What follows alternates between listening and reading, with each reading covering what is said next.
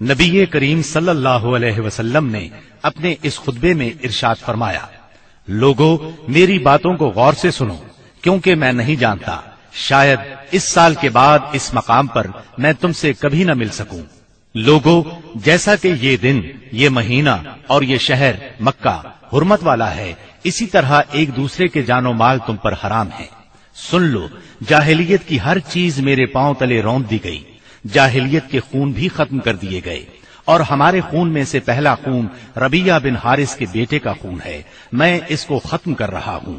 یہ بچہ بنو سعد میں دودھ پی رہا تھا کہ انہی ایام میں قبیلہ بنو حذیل نے اسے قتل کر دیا، اور جاہلیت کا سود ختم کر دیا گیا، اور ہمارے سود میں سے پہلا سود عباس بن عبد المطلب کا ہے، میں اس کو ختم کر رہا ہوں۔ اب یہ سارے کا سارا سود ختم ہے۔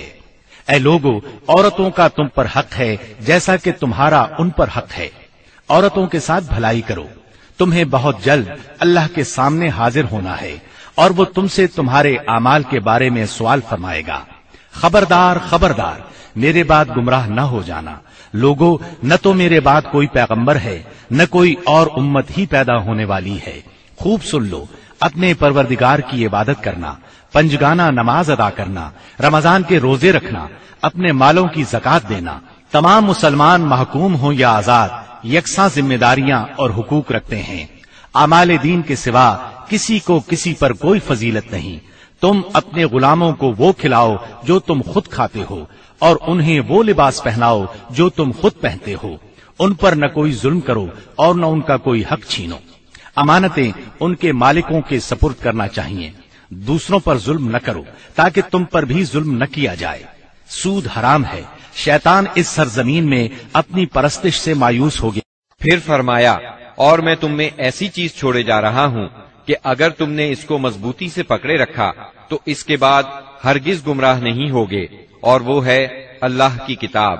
لوگو، اپنے رب کے گھر کا حج کرنا اور اپنے حکمرانوں کی اطاعت کرنا، ایسا کرو گے تو اپنے رب کی جنت میں داخل ہوگے۔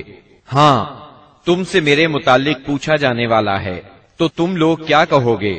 صحابہ کرام رضی اللہ عنہم نے جواب دیا، ہم گواہی دیتے ہیں کہ آپ نے تبلیغ کر دی، پیغام پہنچا دیا اور خیر خواہی کا حق ادا کر دیا۔ یہ سن کر آپ نے شہادت کی انگلی کو آسمان کی طرف اٹھایا اور لوگوں کی طرف جھکاتے ہوئے 3 بار فرمایا، اے اللہ، گواہ رہنا۔ آپ کے ارشادات کو ربیعہ بن امیہ بن خلف اپنی بلند آواز سے لوگوں تک پہنچاتے رہے۔ جب آپ خطبہ دینے سے فارغ ہو چکے تو اللہ عز و جل نے میدان عرفات ہی میں تکمیل دین کی آیت نازل فرمائی۔ اليوم أكملت لكم دينكم وأتممت عليكم نعمتي ورضيت لكم الإسلام دينا۔ آج میں نے تمہارے لیے تمہارا دین مکمل کر دیا اور تم پر اپنی نعمت پوری کر دی، اور تمہارے لیے اسلام کو بحیثیت دین پسند کر لیا۔ سیدنا عمر رضی اللہ عنہ نے یہ آیت سنی تو رونے لگے۔ ان سے پوچھا گیا، آپ کیوں رو رہے ہیں؟ فرمایا، اس لیے کہ کمال کے بعد زوال ہی تو ہے۔ خطبے کے بعد بلال رضی اللہ عنہ نے اذان دی، پھر اقامت کہی۔ رسول اللہ صلی اللہ علیہ وسلم نے ظہر کی نماز پڑھائی۔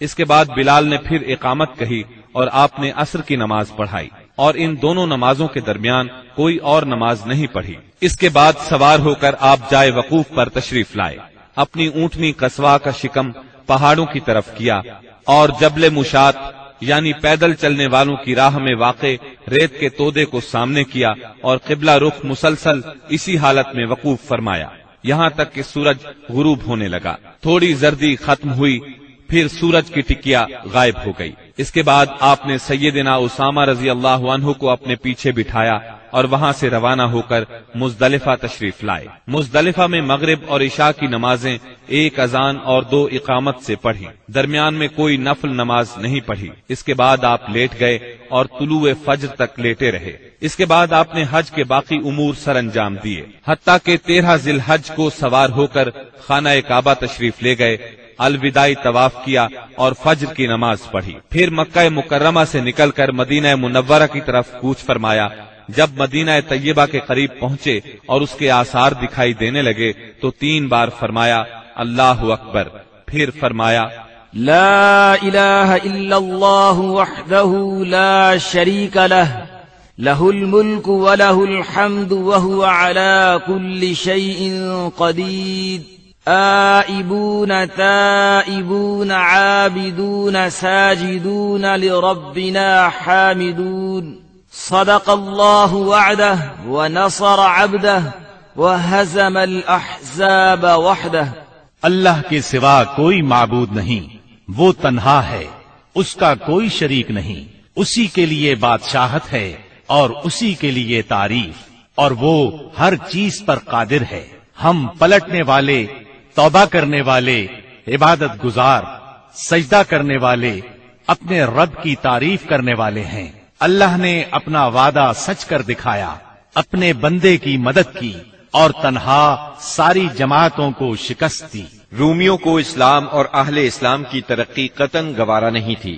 ان کے ہاں رہنے والا کوئی شخص مسلمان ہو جاتا تو اس کی زندگی خطرے میں پڑ جاتی۔ ان کی اس جرت اور بیجا غرور کو ختم کرنے کے لیے رسول اللہ صلی اللہ علیہ وسلم نے سفر 11 ہجری میں ایک بڑے لشکر کی تیاری شروع فرمائی تاکہ وہ روم کی فلسطینی سرزمین کو روند کر رومیوں کو خوفزدہ کر دے اور ان کی حدود پر واقع عرب قبائل کا اعتماد بحال کرے۔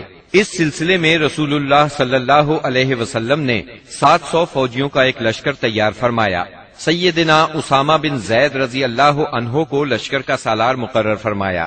یہ آزاد کردہ غلام سیدنا زید رضی اللہ عنہ کے بیٹے تھے۔ 28 صفر 11 ہجری کو بیماری کی حالت میں آپ نے سیدنا اسامہ رضی اللہ عنہ کا جھنڈا اپنے دستے مبارک سے درست فرمایا۔ بڑے بڑے جلیل القدر صحابہ کرام سیدنا اسامہ رضی اللہ عنہ کی ماتحتی میں اس لشکر میں شریک تھے۔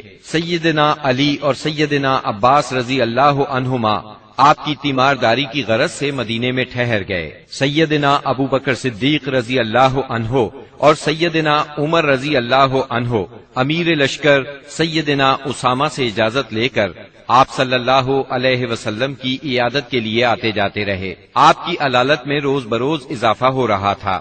یہ لشکر مدینہ منورہ سے روانہ ہوا، مدینے سے 3 میل دور مقام جرف میں خیمہ زن ہوا۔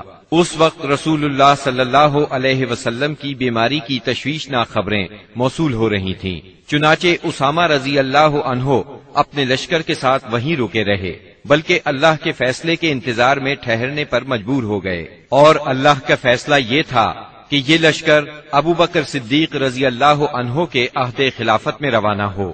یہ عہد صدیقی کی پہلی فوجی مہم قرار پائی۔ جب رسول اللہ صلی اللہ علیہ وسلم نے رسالت کی تبلیغ اور امت کی خیر خواہی کا کام مکمل کر لیا تو آپ کے اقوال و افعال میں دنیا سے رحلت کے آثار نمایاں ہونا شروع ہو گئے۔ آپ نے 10ویں سال رمضان میں 20 دن کا اعتکاف فرمایا اور سیدنا جبریل علیہ السلام نے آپ کو 2 مرتبہ قرآن کا دور کرایا۔ آپ نے اپنی صاحبزادی فاطمہ رضی اللہ عنہا سے فرمایا، میں سمجھتا ہوں میرا آخری وقت آ چکا ہے۔ سیدنا معاذ بن جبل رضی اللہ عنہ کو یمن کی طرف روانہ فرمایا تو انہیں وصیت فرمائی، اے معاذ، غالباً اس سال کے بعد تم مجھ سے ملاقات نہ کر سکو گے اور میری اس مسجد اور میری قبر کے پاس سے گزرو گے۔ یہ سن کر سیدنا معاذ بن جبل رضی اللہ عنہ رونے لگے۔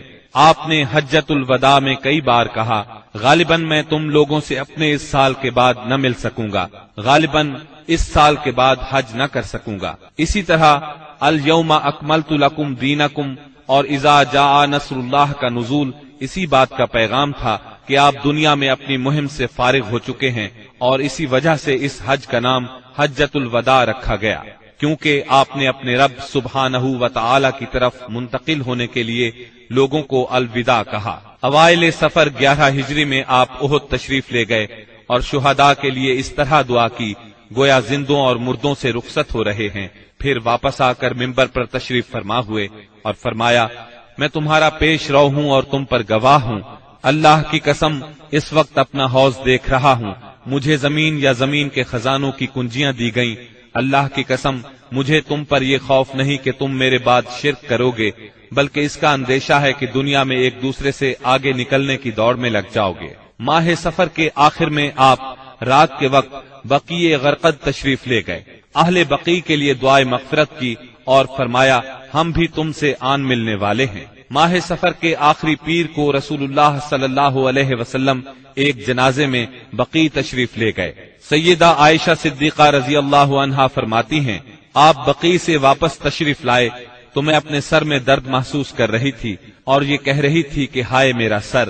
یہ سن کر آپ نے فرمایا، بلکہ میں واللہ اے عائشہ ہائے میرا سر۔